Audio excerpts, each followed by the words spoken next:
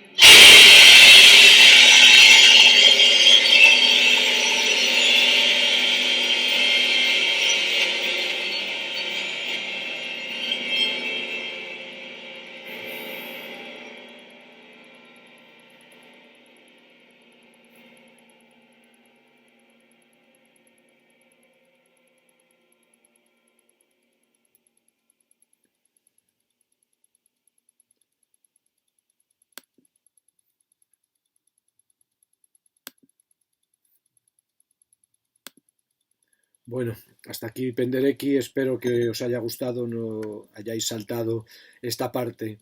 esta música que nos retrotrae a los años 20, 30, ¿no? Del siglo XX, a estos orígenes en Schoenberg, en Alban Berg, en Anton Weber, de esta música que nosotros en un principio, en su origen, llamábamos dodecafónica, música atonal, más compleja esta ya de Penderecki que aquella música. Música que, a pesar de su carácter no popular, en sentido estricto, no intuitivo, tuvo un gran éxito, por ejemplo, con el exilio a Estados Unidos de grandes compositores austriacos que se habían formado en esta escuela, como Bernard Herrmann, el autor de las grandes bandas de música de las películas de Hitchcock, ¿no? Pensemos, por ejemplo, en Psicosis o con la muerte en los talones, estas películas maravillosas que serían menos sin los títulos de crédito de Saul Bass y sin la música de Bernard Herrmann. Esta música que de alguna manera nos muestra, como os decía, el profundo estado de construcción, la profunda ruptura de las unidades conseguidas a lo largo de siglos en la cultura europea, la apertura en canal que culminó después con las guerras, con la Shoah, con tantas y tantas cosas, una apertura en canal que nosotros todavía no hemos digerido, todavía incluso seguimos provocándola, extendiéndola a otros ámbitos. La música de Penderecki, a pesar de todo, es una música que tiene, en mi opinión, un gran elemento melódico, un gran elemento ligado, legato, y no solamente el dominio de los estacatos, de los elementos cortados, ¿no? A pesar del trabajo de la percusión, de ese trabajo profundo de la percusión, a pesar de esos elementos de collage, como de ruido de aviones, de ruido de las calles, a pesar de todos esos elementos que parecen dar discontinuidad, sin embargo, pienso que Penderecki todavía en ese sentido es más conservador, ¿no?, que sus predecesores o los iniciadores de este tipo de música, no de esta exactamente, sino de este grupo de musicalidades, y mantiene una estructura todavía digerible, todavía bastante rítmica. Bueno, espero que a partir de aquí Penderecki esté entre vuestras aficiones musicales, un autor interesante que ha fallecido estos días de atrás a cierta edad, ya había nacido en el año 1933, o sea que ya había cumplido la mili, como decimos en mi pueblo. Era un autor que realmente había vivido casi o prácticamente 87 años. Bueno,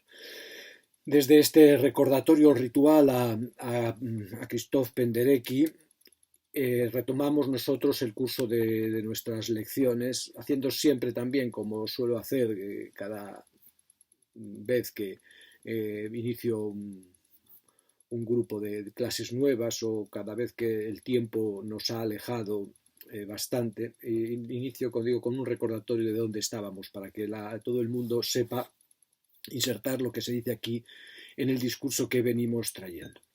Habíamos retrocedido nosotros al siglo V antes de Cristo para tomar nota de una doble decisión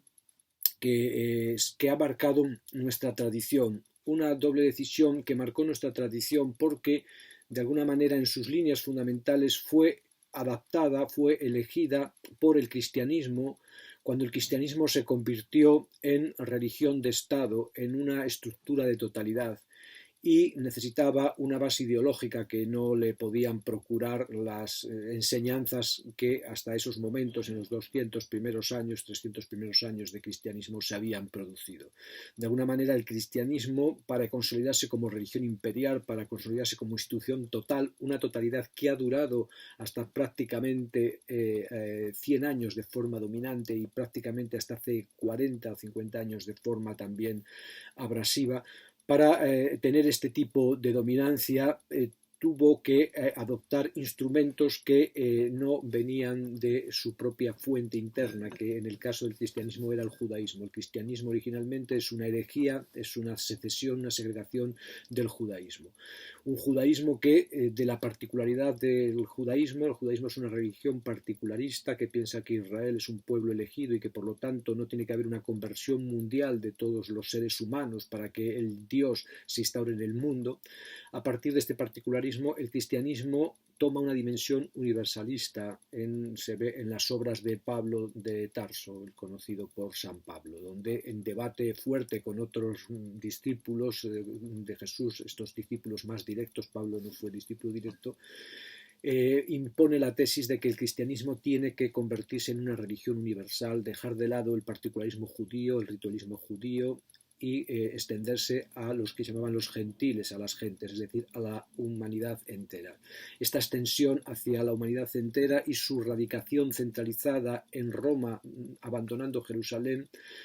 y el éxito que acompañó a este giro, por diversas razones, hace que el cristianismo se expanda de forma grandiosa, de forma enorme en los primeros siglos de lo que hoy llamamos nuestra era, precisamente porque el cristianismo triunfó e impuso el calendario, que es uno de los lugares donde se ve quién triunfa en el mundo y quién no. Este cristianismo, que en un primer momento fue tolerado, luego perseguido, en un tercer momento es incorporado como estructura ideológica fundamental del imperio, con las consecuencias que nosotros conocemos, con la creación de una visión del universo en la que nosotros, prácticamente vosotros ya menos, pero yo todavía he nacido plenamente. Esta base está compuesta fundamentalmente por la filosofía griega y también en gran parte luego por el derecho romano. De alguna manera, la Iglesia Católica hereda el Imperio Romano, la estructura o estructuras fundamentales del Imperio Romano, y a través del Imperio Romano hereda también una parte que estaba imperada por los romanos, que es la filosofía griega. Esta filosofía, entonces, que hereda el cristianismo es fundamentalmente, no exclusivamente, pero fundamentalmente la filosofía que se decide aquí en este siglo V a.C. como constitutiva de la estructura triunfante del pensamiento griego. Esta decisión que se toma en el siglo V y que triunfa primero en Atenas y paulatinamente y luego fundamentalmente en la estructura imperial de la cultura occidental de matriz cristiano, afecta totalmente al campo que nosotros denominamos estética o teoría del arte. Habíamos partido de la decisión de considerar no la estética, la teoría del arte, o como llamemos aquello de lo que nosotros hablamos, habíamos partido de no considerar que este campo responde a una pregunta que la estética o la teoría del arte o el arte o la creatividad no es algo que está ahí y que yo voy descubriendo mediante unas preguntas que ello me va respondiendo. La estética, la teoría del arte es un campo, es un territorio, es un acontecimiento que se va haciendo, que se va determinando en cuanto continente y en cuanto contenido. Por lo tanto, estas decisiones, que no son decisiones explícitas, por decirlo así, pero son decisiones que se pueden recuperar tipológicamente en este sentido, estas decisiones afectan entonces totalmente a lo que después se denomina estética o teoría del arte, porque estas decisiones son las que van acotando este territorio, lo van haciendo acontecer en el sentido en el que después nosotros lo vamos a ir abriendo, lo vamos a ir viviendo. Esta decisión era doble, como decíamos, era una decisión que elegía frente a la retórica, elegía a la lógica como estructura de realización, es decir, se impone a partir del Gorgias, de Platón, por decirlo así, la tesis de que la estructura de lo real es lógica, es una estructura racional, es una estructura trabada, es una estructura a priori, es una estructura inmóvil, es una estructura profunda, que se debe conocer además mediante una forma de conocimiento que está relacionado con ella. Por lo tanto, habrá diversas formas de conocimiento relacionadas con distintas capas de lo real, y la forma más profunda de conocimiento es la que alcanza o la que da con esta lógica, con esta eidética, en el caso platónico, fundamental como estructura de lo real. Frente a esta lógica que se elige estaba la retórica, que, como os decía,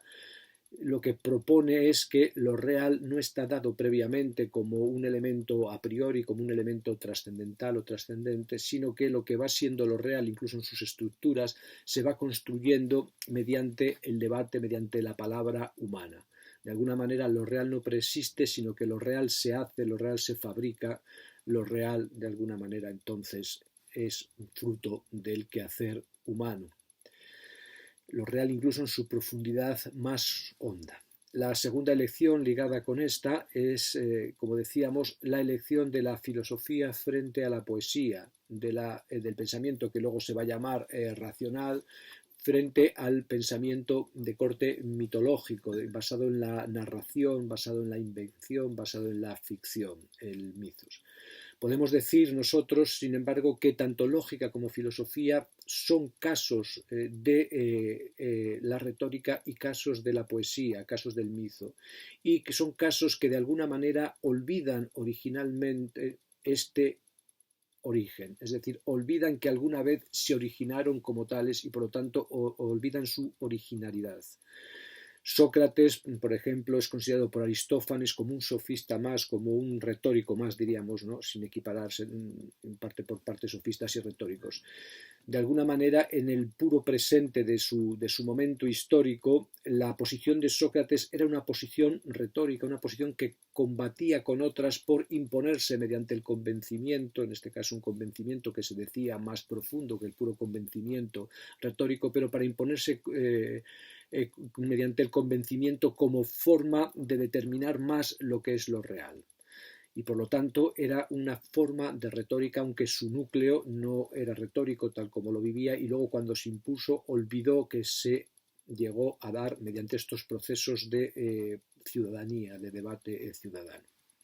Con la filosofía frente a la poesía pasa igual. La poesía, lo hemos dicho muchas veces, el mito, la poesía épica griega dota de los grandes elementos casi preconceptuales a todo lo que viene después, dota de grandes imágenes, dota de relatos, dota de significados. La filosofía, históricamente, en gran medida, deriva de este universo abierto por la mitología y por la poesía, y es desde su decantación, en gran medida, desde donde se articula, y cuando se articula en un momento dado de maduración, se desprende de este origen y además olvida este origen y se sitúa, igual que la lógica frente a la retórica, en una anterioridad primigenia respecto a este origen, de tal manera que, de la misma manera que la retórica se entiende como una especie de degeneración o a lo sumo como una propedéutica, la poesía se entiende como una desviación, como un falseamiento, casi como una calumnia, ¿no?, respecto a la filosofía.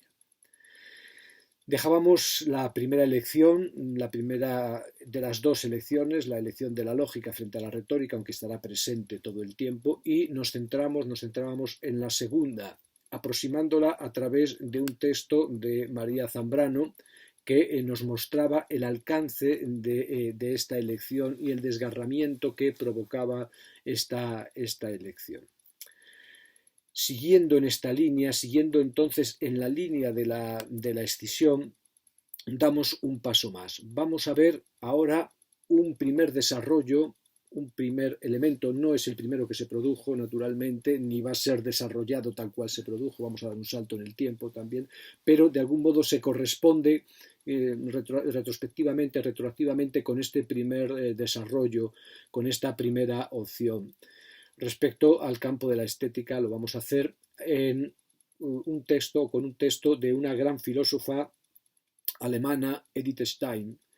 un texto que he sacado de su obra Ser finito y ser eterno, ensayo de una ascensión al sentido del ser, un texto publicado en 1950, pero escrito a finales de los años 30, a partir de entre 1936 y 1940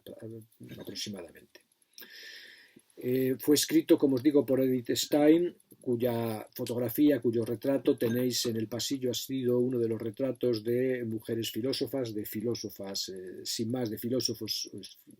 sin más que hemos colocado estos días atrás, ¿no?, con motivo del Día de la Mujer, en los pasillos del aulario de filosofía en el edificio departamental. Edith Stein es una figura importante dentro del pensamiento europeo por muchísimas razones. La primera es porque es una gran pensadora. Y la segunda es por las peripecias de su vida. Es decir, Edith Stein no solo es un personaje destacable como pensadora, que es una pensadora de primer nivel sin duda ninguna, sino que también es destacable como ejemplo de coraje cívico, como ejemplo de ciudadanía.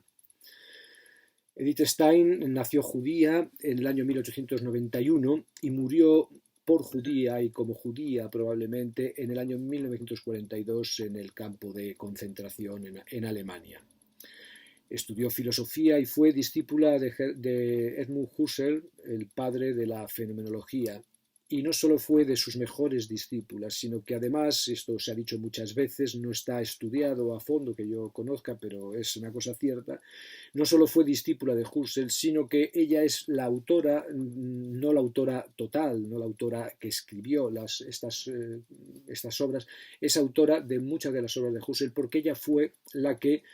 tomaba los escritos del maestro que escribía sin parar, iba continuamente dándole vueltas y vueltas y vueltas a las cosas, como comprobaréis cuando leáis a Husserl, que vuelve y vuelve otra vez sobre los temas, los desarrolla, retrocede, amplía. Él escribía sin parar y Edith Stein de alguna manera facilitaba que estas escrituras se convirtieran en libros. Podemos imaginar entonces que su trabajo no solo fue cortar y pegar o tomar un conjunto de hojas y graparlas y hacerlas en forma de libro, sino que hay un elemento de elaboración que implica el profundo conocimiento de la estructura profunda del pensamiento de Husserl por parte de Edith Stein y a la vez la gran capacidad creativa de esta mujer, porque muchas de las articulaciones son suyas, prácticamente diríamos, sin ninguna duda. Edith Stein, fenomenóloga de primera línea, a la altura de Scheler y de otros tantos, por ejemplo, por citar alguno, en un momento dado de su vida se convirtió al catolicismo y se hizo monja carmelita. Y en este momento también viendo su potencia intelectual, el obispo que gobernaba, que pastoreaba la diócesis donde ella estaba, le obligó o le aconsejó con fuerza, y ella obedeció por el voto de obediencia, que intentara hacer de alguna manera una puesta al día de la filosofía de Santo Tomás de Aquino, que llevaba varios decenios puesto como el teólogo oficial de la Iglesia Católica y su obra se estudiaba en los seminarios de una forma un poco descafeinada, un poco de manual, pero de una forma sistemática, que de alguna manera revitalizara la obra de Tomás de Aquino, insuflándole también algún elemento de fenomenología o que de alguna manera diera un giro a la fenomenología que se aproximase a la filosofía de Tomás de Aquino, que servía de tronco a la enseñanza católica, como os he dicho. Ella se puso a la tarea con un ímpetu tremendo y el resultado es esta obra, una obra gruesa, una obra potente, una obra realmente importante. Como os dije, esta obra no la logró ver publicada porque sucedió lo de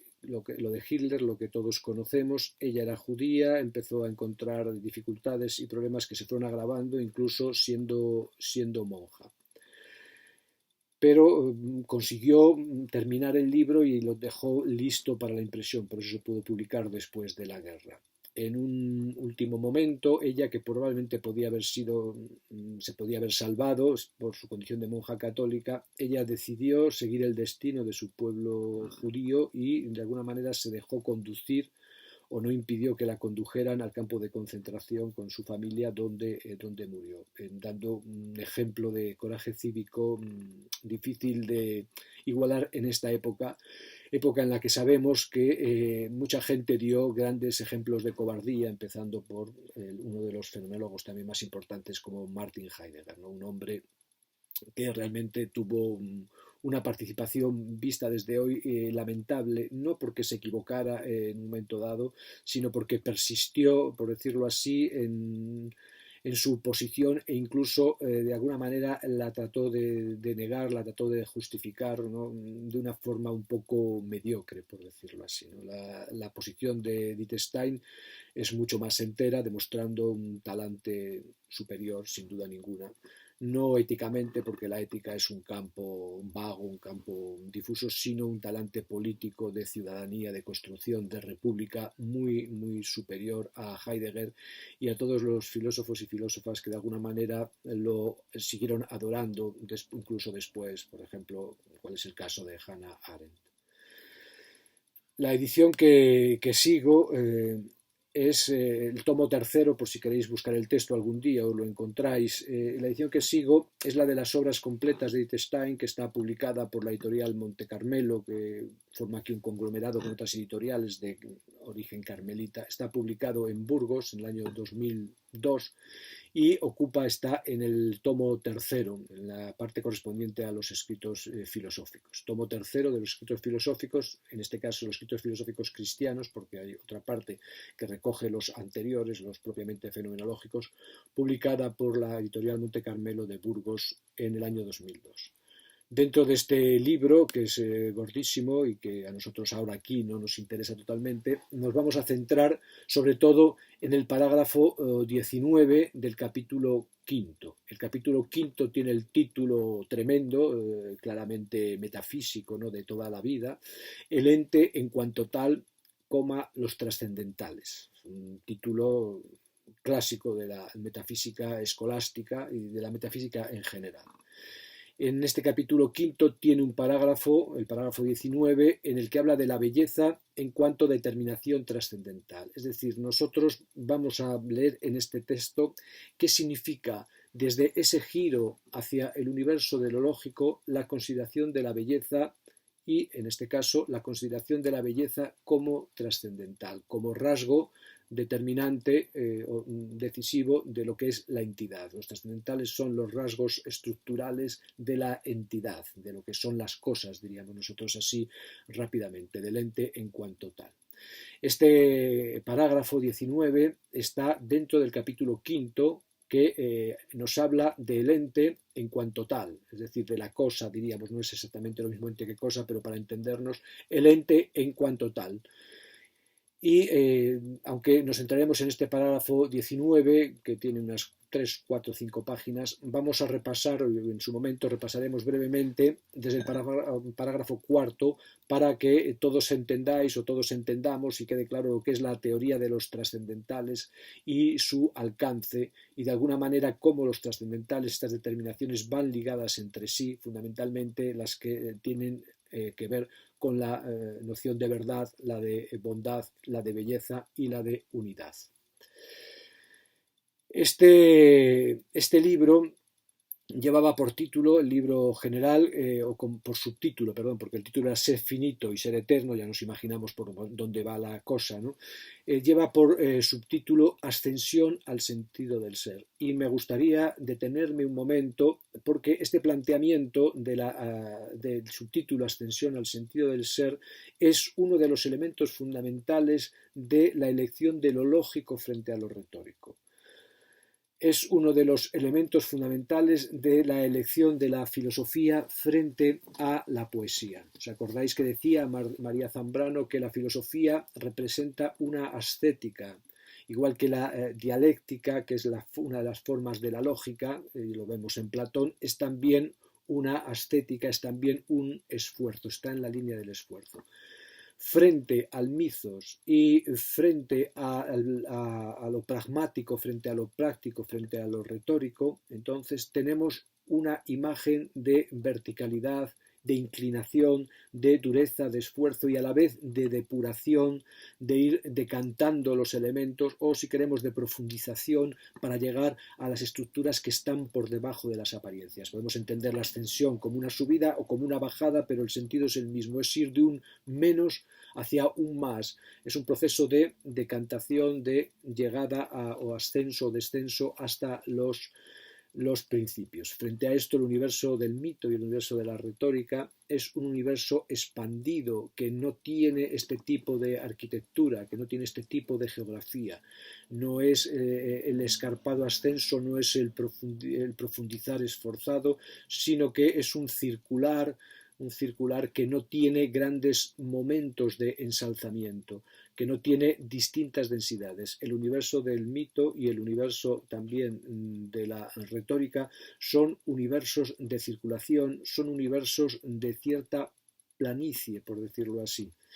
Es una estructura diferente. Normalmente nosotros, como venimos de la tradición lógica, como venimos de la tradición filosófica, pensamos que el elemento de sufrimiento en el conocimiento, el elemento de depuración, la necesidad de escalonar los seres para escalonar los valeres, es más que el sentido de circulación horizontal, pero esto es una cuestión que nos parece a nosotros porque nosotros venimos de esta tradición. Nos parece entonces, en este sentido, que la belleza es algo recóndito, algo profundamente escondido, algo que solo se adquiere como conocimiento, como goce después de un proceso larguísimo de entrenamiento, y que todo aquello que está tocado por lo inmediato, que es popular, que está al alcance de todo el mundo, no merece el calificativo de belleza, porque de alguna manera no es selecto, no es ligero, no es de alguna manera fundamental. Este tipo de consideraciones que están en el fondo nuestro y que escandalizan entonces cuando se quiere afirmar que la creatividad es una característica común de los seres humanos, por decirlo así. No significa que yo sea penderecki, significa que la creatividad es común a los seres humanos. Cuando se realizan afirmaciones de este tipo, se tachan de demagógicas o se tachan de generalistas porque se tiene en mente que solo mediante la ascesis, solo mediante el esfuerzo, solo unos pocos pueden acceder a los arcanos del ser, porque el ser en realidad entonces se da como arcano, como un elemento que encierra un misterio que solo está al alcance de unos pocos y que de esta manera justifica que sean unos pocos los que gobiernan, unos pocos los que tengan, unos pocos los que valgan, unos pocos los que decidan, etcétera, etcétera, etcétera. El concepto de ascensión es un concepto que tiene una base antropológica, física muy potente, que es ya una interpretación de una vivencia profunda del cuerpo, probablemente no la única, pero es una vivencia potente que pudo ser decantada como metafísica precisamente porque físicamente era potente. La idea de que nosotros somos seres bípedos, somos seres que estamos levantados, la idea de que al levantarnos, como dice Lakoff, o Lakoff, como se dice en inglés, nosotros decíamos Lakoff toda la vida, ahora se dice Lakoff, como dice Lakoff, de alguna manera nosotros, por esta característica y otras parecidas, colocamos lo bueno arriba, estoy arriba, me vengo arriba, y lo malo abajo, estoy caído, estoy tirado, me estoy arrastrando. La idea entonces de que la ascensionalidad es positiva tiene esta base antropológica, tiene más bases, antropológica física, y también tiene una base cultural muy potente ligada a la base física. Hay toda una serie de culturas, no todas, porque hay otras modalidades de cultura, como ya hemos hablado en clase, pero hay una gran variedad de culturas que sitúa, debido a nuestro carácter fundamentalmente óptico, al carácter visual de nuestra estructura sensorial, debido también a este carácter elevado de nuestra estructura física, tal como nosotros la interpretamos como dominante, ha situado sus lugares sagrados, sus lugares de fuerza, diríamos, antes que lugares sagrados, en las cumbres de los montes, probablemente viendo también fenómenos meteorológicos como esas nieblas que se posan allí, que velan la cumbre, como esos rayos que caen insistentemente en lo alto o que buscan lo alto, etc. A partir de ahí se ha construido como un elemento ascensional en muchas culturas que envuelve desde diversos puntos de vista, desde diversas modalidades, toda la producción misma de los cuerpos, haciendo que los cuerpos también se coloquen ascensionalmente, cuerpos inferiores y cuerpos superiores, y dentro del propio cuerpo también haya una ascensionalidad, partes bajas y partes nobles, no partes altas. Esta base antropológica, que no es la base de la totalidad de las culturas, aunque la cultura de la que nosotros procedemos, como ya os he dicho muchas veces, es una cultura de corte diurno, de corte, por lo tanto, entonces luminoso, y por lo tanto de corte ascensional. El sol sale también, se levanta en el cielo y cae y alcanza su cenit y se despliega y vuelve a bajar, etcétera. Este tipo de cuestiones. Esta base, como os digo, es fortísima. En la tradición griega, en gran parte de la tradición griega, porque hay una parte más subterránea y una parte más oscura, pero en la parte que acabó siendo dominante de la tradición griega también se da expresamente esta forma cúltica. Pensad, por ejemplo, ¿no?, en los grandes edificios. Nosotros ahora pensamos en la Acrópolis en Atenas, donde estaban aquí estos templos en una colina, en la cima de la colina, etcétera. Pensemos en la tradición griega como un lugar donde esto se da, y también en el caso cristiano, en la tradición semita, en parte de la tradición semita, en la tradición israelita, también hay un culto del monte. Yahvé, el Dios da los mandamientos a Moisés en el monte, por ejemplo, en el monte Sinaí, en las grandes apariciones a los profetas, por ejemplo, al profeta Elías, se dan en montes o en zonas de montaña. etc. Esta tradición le viene al cristianismo por las dos partes. De alguna manera, entonces, el elemento ascensional, con su base antropológica, con su base cultural, es sublimado, por decirlo así, filosóficamente, olvidando que viene de esta sublimación físico-cultural, mitológica, diríamos, narrativa, es sublimado, sacado entonces de su forma de producción natural, de su somaticidad misma, y convertido en una constante lógica universal, que de alguna manera entonces justifica el orden de cuerpos que la produce y justifica el orden de cuerpos que va a instaurar. La ascensionalidad es clave en las culturas aristocráticas. La aristocracia es una forma de ascensionalidad que además va ligada, como hemos visto tantas veces, a modelos agonísticos, a formas de combate además totalmente físico, combate además casi de uno contra otro, un combate dualista, un combate parte-antiparte. La ascensión, por lo tanto,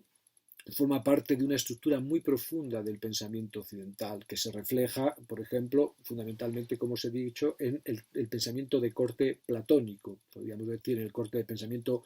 que está ligado a Parménides, así en líneas generales.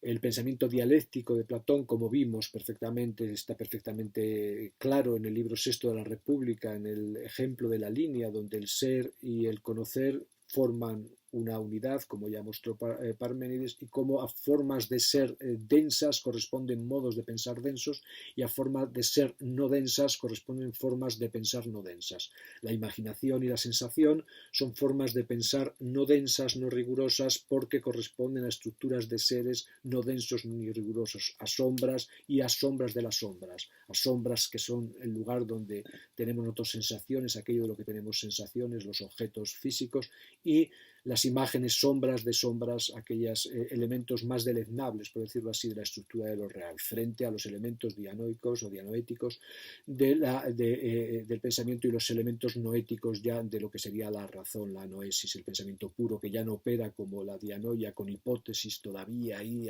apoyándose en algo que puede remitir de alguna manera a lo sensible, sino que intuye, conoce directamente. Este camino del conocimiento, que es el camino del ser, que es el camino del valer, que es el camino del orden social, que es el camino de la estructura del alma, etcétera, etcétera, etcétera, es un camino que solo se recorre con esfuerzo, y quien más se esfuerza y más vale en ese esfuerzo alcanza las posiciones más elevadas, más solares de la realidad, y tiene derecho a enseñar y a mandar, ¿no? Que enseñar y mandar de alguna manera es lo mismo. La pedagogía es una conducción de cuerpos, una producción de cuerpos.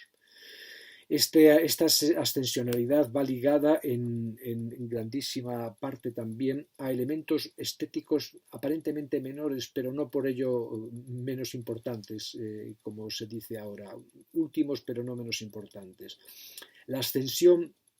va acompañada también de una sensación, de una vivencia de la corporeidad, ligada también a la ligereza cuando se produce. Los cuerpos en ascenso, los cuerpos que van subiendo en la escala social, los cuerpos que van avanzando en las jerarquías, son cuerpos que de alguna manera se aligeran y se convierten en alma, pierden la hyle y su soma se transforma en sige, se transforma en nous. Incluso aunque esos cuerpos sean cuerpos no estéticos luego en la vida física, sino que sean cuerpos gordos, por decirlo así, bien alimentados en épocas de escasez, no así en la época griega, donde se suponía que eran cuerpos bien trabajados también físicamente, pero de alguna manera hay una ligereza, un desprendimiento de la base material que acompaña a esta idea de ascensión, que va correspondiendo con los mayores salarios, las mejores fuerzas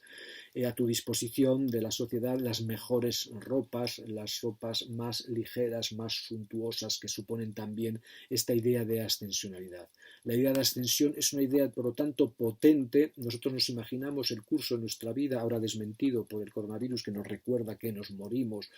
solos en residencias de ancianos, pero nosotros concebimos el curso de nuestra vida, como ya os he dicho tantas veces, de esta forma ascensional, como un combate en el que nos vamos preparando para la autoposesión ligera de nosotros mismos. Primero nos vamos a ir trabajando mediante pequeños ejercicios escolares, luego vamos a la universidad, luego competimos en oposiciones, luego ganamos grandes plazas, ascendemos hasta el máximo y a medida que vamos ascendiendo vamos teniendo reconocimiento, vamos teniendo valor social y vamos adquiriendo un peculio conforme a nuestro valor y a nuestra posición, y ahí se detiene nuestra imagen. Es también el espejismo platónico, es el espejismo aristocrático, es el espejismo que se aleja de los cuerpos, porque en el fondo nuestros cuerpos entonces están dominados por una idea de alma constante que se instaura como plenitud, que de alguna manera nos obtura la propia vivencia de lo corporal. Estas cuestiones tienen una gran importancia estética porque uno de los elementos de la estética, del territorio de la estética, es la vivencia, la vividura del cuerpo, la viveza del cuerpo, la distinta viveza del cuerpo, la distinta relación con la propia corporeidad desde el punto de vista de esa imagen que de alguna manera nos sigue todavía condicionando a la hora de valorarnos, a la hora de sentirnos cuerpo. Aquí habría, como ya veis, mucho que decir y podríamos seguir, probablemente sigamos en otros momentos, lo dejamos aquí. Ved las connotaciones de la idea de ascensión, ved que esta idea de ascensión se sigue produciendo, se sigue de alguna manera promoviendo, aquí uniendo la tradición griega con una tradición cristiana ligada a la mística, que también tiene parte de raíces griegas, donde entonces la subjetividad entera está en tensión ascensional, donde entonces de alguna manera lo real más real tiene este carácter depurado y el cuerpo más real, más potente, también tiene que depurarse también facultativamente. Primera noción entonces, ascensionalidad ligada a culturas claramente aristocráticas, culturas guerreras, culturas que lo basan todo en el combate, en el esfuerzo, en la ascesis, ligadas a la filosofía frente a la mitología, a la lógica, frente a la retórica, al predominio de la idea, de la idealidad, frente a la somaticidad. Lo que se opone realmente no es idealidad, materialidad, sino la oposición está entre un elemento eidético y un elemento de corte somático. El segundo elemento del título, importante también porque resume profundamente lo que es este pensamiento occidental elegido en Grecia en el siglo V y transmitido como pensamiento omnipotente por el cristianismo en sus líneas dominantes, es la noción de sentido. Primera noción, noción de ascensión. Segunda noción, noción de sentido. La noción de sentido, os lo he dicho ya una y otra vez, es la gran noción del pensamiento occidental, y no solo del pensamiento occidental, sino de grandes bloques de pensamiento así tomados vastamente, como el pensamiento oriental tanto en su vertiente indoeuropea, es decir, en la vertiente que liga el hinduismo y el budismo, por decirlo así, en sus diversas modalidades, como en su vertiente no indoeuropea ligada al taoísmo. En el pensamiento oriental, altamente complejo y altamente diferenciado, aunque luego haya síntesis como el budismo zen, en el pensamiento oriental, igual que en el pensamiento occidental, por lo menos, probablemente en otros tipos de pensamiento suceden cosas parecidas, porque los pensamientos dominantes son pensamientos impuestos casi todos por sociedades guerreras, luego convertidas en parte en campesinas, pero administradas por los guerreros y de forma guerrera. Como os digo, este concepto de sentido es clave probablemente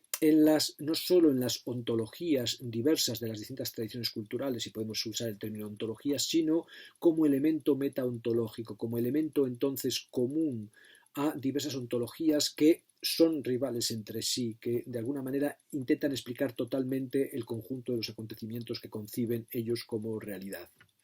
La noción de sentido es una noción clave porque nosotros estamos asistiendo, y es lo que podemos llamar uno de los elementos del cambio metaontológico que está aconteciendo, en mi opinión, en la actualidad y que en el arte se expresa de forma potente. Uno de los elementos fundamentales del cambio metaontológico es el abandono de la noción de sentido, de trayectoria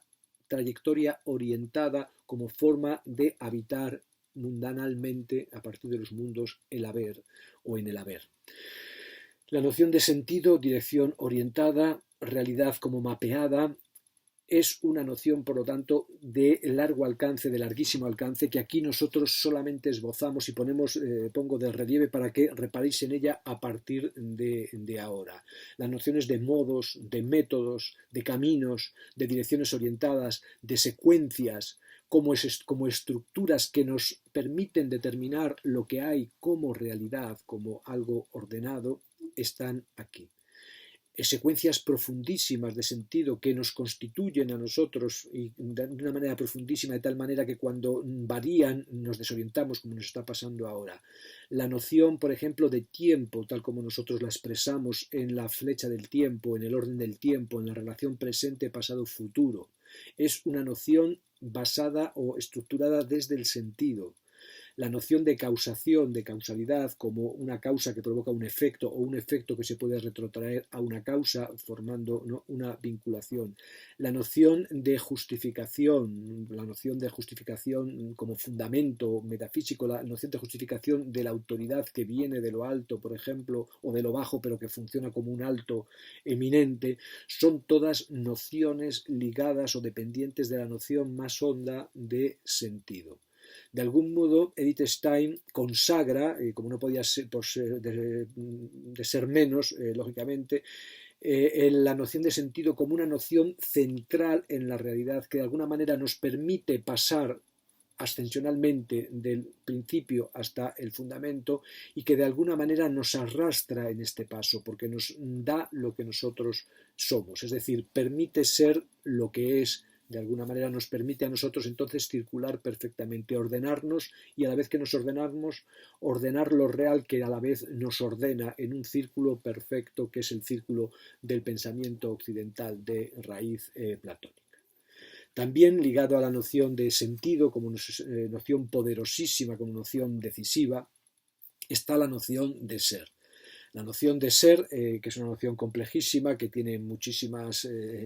derivadas de corte lingüístico, de corte ontológico, de diversos cortes. La noción de ser es una noción capital en el pensamiento occidental, es la noción de las nociones en el pensamiento occidental. Aquí, en este territorio, hay muchísimas más modalidades. La noción de ser se aproxima totalmente a lo que llamaríamos la noción de realidad. La noción de ser aquí vale como noción de realidad plena, como realidad profunda. Hemos visto que en la filosofía occidental el gran punto de arranque de la filosofía occidental, el gran invento de la filosofía occidental es la idea de Parménides de totalizar lo que hay como el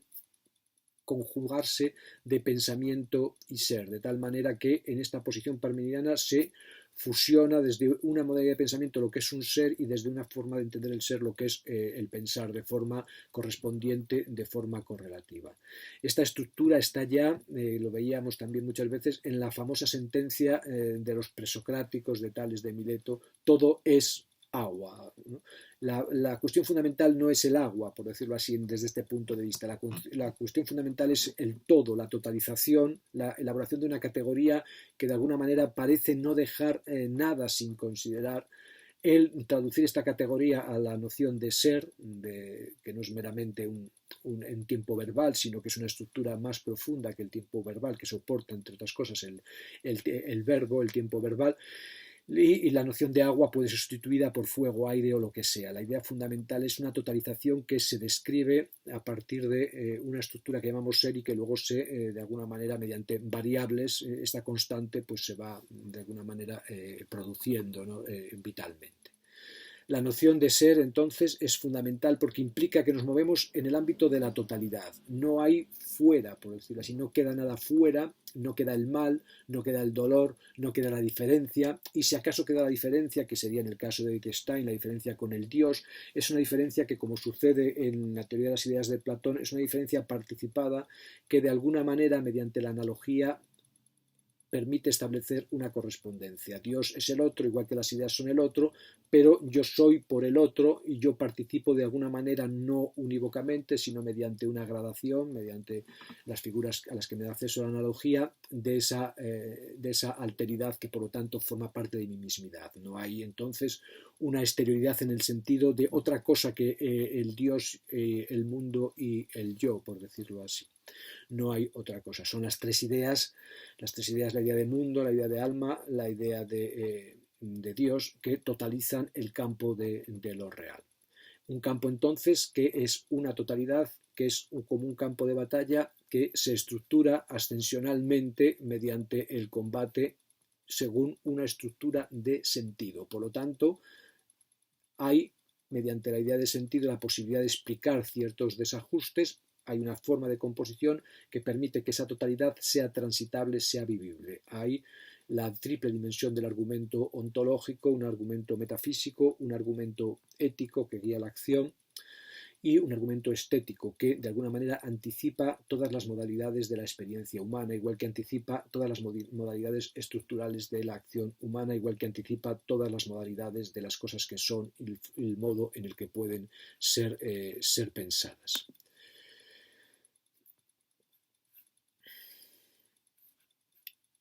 Tres nociones entonces claves: ser, sentido y ascenso, ascensionalidad, ¿no? Este sintagma entonces nos da una imagen completa. Un ascenso que es entonces un desprendimiento de lo menos valioso que sin embargo queda conectado, está al servicio de aquello que asciende y que por lo tanto puede usarlo sin restricción. Están aquí todas las bases de las explotaciones, todas las bases de las expropiaciones, todas las bases de las diferencias sociales. El ascenso entonces es un desprendimiento de lo menos valioso que sin embargo queda conectado. Para la estética significará el desprendimiento y a la vez la utilización como palanca de la sensibilidad y de los objetos sensibles, de la sensibilidad como forma de percibir, de los objetos sensibles como objetos que tienen un valor potente. Significa, como vimos también, la degradación o la relegación de la imaginación a una estructura secundaria, una estructura o bien de alguna manera peligrosa, una estructura que hay que embridar, o bien una estructura que, como incluso hasta en Kant, sirve para hacer síntesis de diríamos, de las estructuras que provienen de la sensibilidad para que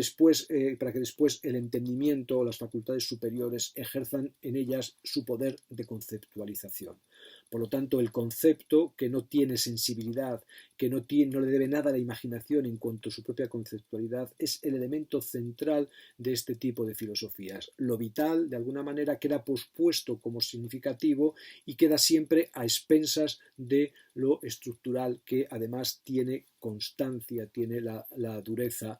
de lo más duro que podamos imaginarse. Por lo tanto, entonces, nosotros olvidamos aquí el cuerpo, olvidamos el elemento base, el elemento real desde donde hemos comenzado, el elemento mitológico, el elemento pragmático, el elemento sensible, el elemento vital, el elemento de la socialidad primigenia. Por lo tanto, ascensión significa desmaterialización, desomatización. Esto es también muy relevante porque durante mucho tiempo todo aquello que estuvo ligado a lo somático como producto suyo tenía automáticamente un estatuto ontológico, epistemológico y valorativo inferior. De ahí que, por ejemplo, durante mucho tiempo las artes plásticas, las artes manuales, la pintura, la escultura,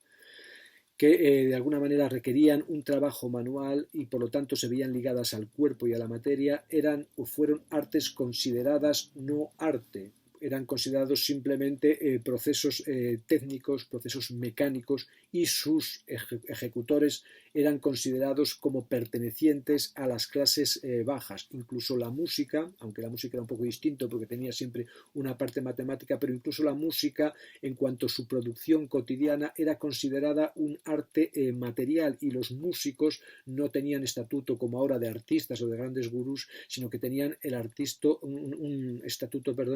tenían un estatuto laboral, de personal laboral. Siempre hay que recordar este libro maravilloso de Norbert Elias sobre Mozart, que es considerado uno de los grandes músicos de la tradición occidental, un músico ya instalado en el siglo XVIII largo.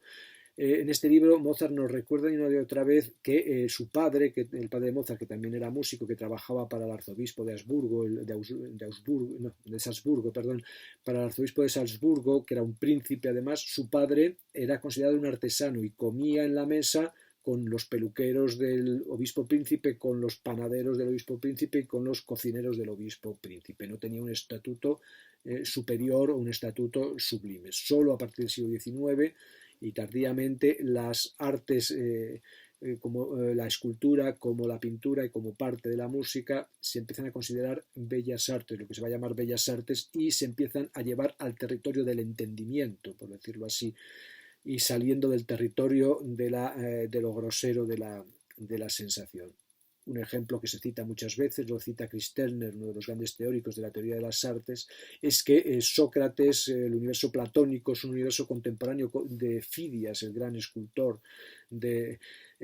Partenón, el gran escultor griego, y sin embargo Platón en sus obras no nombra a Fidias como un artista que conoce la estructura profunda de la idea de belleza. Cuando habla de la belleza, Platón no nombra nunca a Fidias y lo tenía delante, por así decirlo, porque no se consideraba realmente el arte ligado a esas formas de producción que nosotros hoy consideramos artísticas. La ascensión, por lo tanto, significa una desmaterialización. Recordemos siempre las leyes que rigieron durante mucho tiempo, que estuvieron vigentes durante mucho tiempo en las sociedades, por ejemplo, en la sociedad castellana, la distinción entre los hidalgos y los pecheros. Los hidalgos se suponía que eran descendientes de los guerreros y de algún modo nos protegían a los que no éramos hidalgos o a los que no eran hidalgos de invasiones y por lo tanto estaban exentos de pagar impuestos, mientras que los pecheros era gente que trabajaba, panaderos, agricultores no hidalgos, etcétera,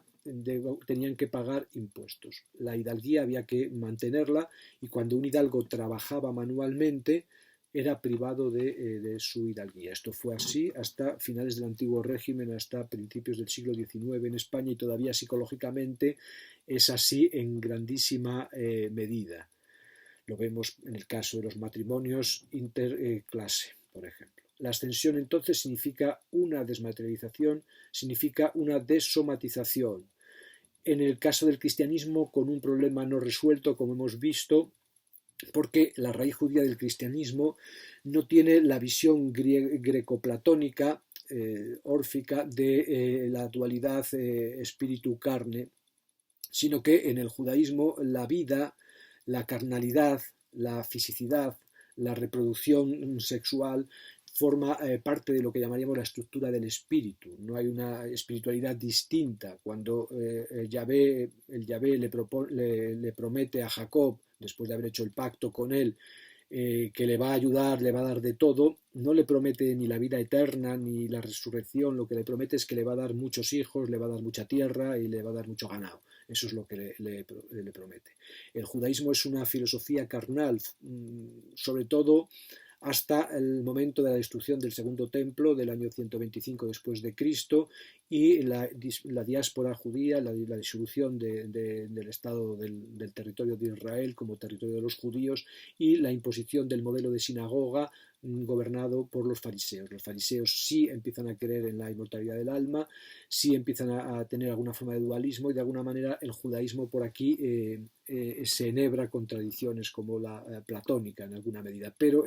sin perder de todo su visión fundamental. Pero el judaísmo del que nace el cristianismo no es así. El judaísmo del que nace el cristianismo es un judaísmo carnal. A Jesús de Nazaret le gusta comer y beber y se lo critican y le gusta que le unten perfume en los cabellos, etcétera, etcétera, etcétera. De alguna manera esto se refleja todavía en los credos cristianos, donde se habla no de la resurrección del alma, no de la inmortalidad del alma, sino se habla de la resurrección de la carne, de la resurrección del cuerpo. De ahí también estos problemas rituales a la hora de los enterramientos y estas exhortaciones romanas recientes a que no se incinere a los muertos por respeto al cadáver, porque ese cadáver de alguna manera es la preservación del cuerpo mismo que va a resucitar y que tan buena literatura, por ejemplo, pensemos en Quevedo, ha procurado a España. Por lo tanto, en el judaísmo hay un problema, en el cristianismo hay un problema por el judaísmo con la noción de cuerpo-carne y con el problema de la desmaterialización. Es cierto que el cristianismo está dominado fundamentalmente por las filosofías griegas, tanto la de Platón como la de Aristóteles, También aquí hay otro problema porque la filosofía de Aristóteles no es tan dualista como sabéis, como la filosofía de Platón, entonces la cuestión del alma ahí es menos clara porque tiene un elemento físico muy importante, un elemento vital muy importante, pero bueno, la idea fundamental es que en el cristianismo hay una tensión entre la raíz griega más dominante que tiene que ver con la inmortalidad del alma y la negación del cuerpo como materia, como gile, deleznable en el fondo y a superar siempre, y la noción judía de la vida, de la vitalidad de la carne y la necesidad de la carne. ¿No? La ascensión entonces significa desmaterialización, aunque siempre en el cristianismo con este elemento corpóreo. Lo vemos muy bien, por ejemplo, en pensadores que también son ascensionales, pero que de alguna manera quieren recuperar metafóricamente la carnalidad. Por ejemplo, se ve en San Juan de la Cruz, en Juan de Yepes, en sus obras. De alguna manera hay una torsión sobre la carne, hay una tensión, una flagelación sobre la carne. Él mismo, por ejemplo, usaba disciplinas, se maceraba el cuerpo, pero sin embargo hay una expresión sublimada de las metáforas carnales en las metáforas espirituales a partir fundamentalmente del Cantar de los Cantares. ¿No? En el cántico espiritual muchas de las metáforas de San Juan de la Cruz han sido aplicadas y se pueden aplicar al amor carnal. Hay aquí una tensión porque de alguna manera la teoría oficial prohíbe cantar al cuerpo, pero de alguna manera en San Juan el cuerpo todavía es importante, aunque de esta forma tan complicada, tan enrevesada y que a tantos problemas nos ha causado en nuestra tradición, problemas de todo tipo, problemas no solo ontológicos, sino a mucha gente, a muchas generaciones, problemas de corte psicológico, porque siempre ha habido aquí una línea de represión muy fuerte y a la vez también la imposibilidad de negar todo eso porque eso mismo estaba afirmado en una parte de las raíces. Temas importantes también y temas muy cercanos a lo que podemos llamar lo estético. Bueno, llegamos aquí a una hora de duración. Voy a cortar este vídeo por no alargarlo demasiado. Mañana intentaré grabar otro y terminar lo que es esta aproximación.